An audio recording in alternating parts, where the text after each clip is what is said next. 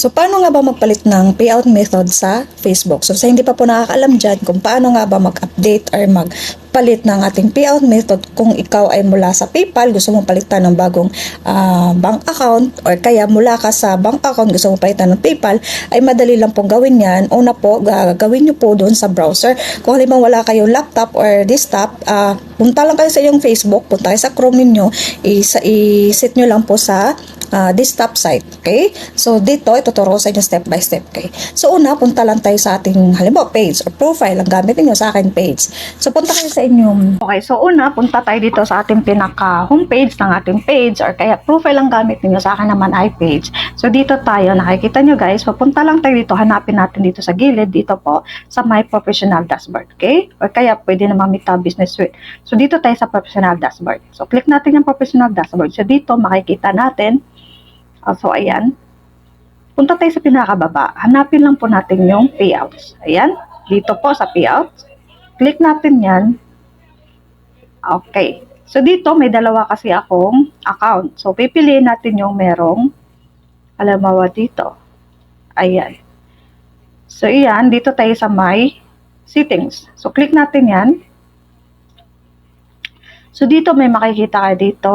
Ayan. So, ito yung isa lang yung payout ko. So, gusto ko itong palitan. Kasi ito ay ginamit ko lang mula sa kapatid ko. So, gusto kong palitan ng aking mismong pangalan at account sa Ilumani po ang gamit ko.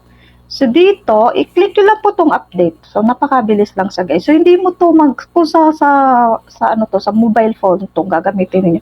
Hindi nyo to makiklik itong update. Pero kung sa browser kayo mismo, gagawin nyo mismo to sa browser, ay magagawa nyo to sa click nyo yung update na yan. So, dito, ayan. So, palitan nyo lang to guys. Since na kung nasa Pilipinas ka, palitan nyo to. Ayan, palitan natin ng Philippines. Click natin yan. So, dito, account holder name, kung pangalan ng inyong nakapangalan doon sa inyong bank account. Ayan. Kung halimbawa naman PayPal, pwede din PayPal. Kung gusto nyo palitan ng PayPal. Okay. So, dito, zip code ninyo, hanapin nyo lang po, search nyo lang sa browser, sa ano. Tag ito, yan. So, dito, copy-paste nyo lang. Pwede natin copy-paste to. So, balik tayo dito. Ayan. Paste lang natin. So, lagay lang natin yung account number ng inyong bank account. So, pagkatapos yun guys, pwede nyo na pong i-link. Ayan, click nyo lang po itong link bank. Okay. So, ayan. So, maglalagay lang tayo ng password natin.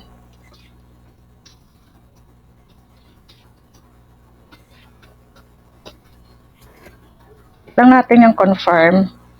Okay. Then, taglo-loading na siya.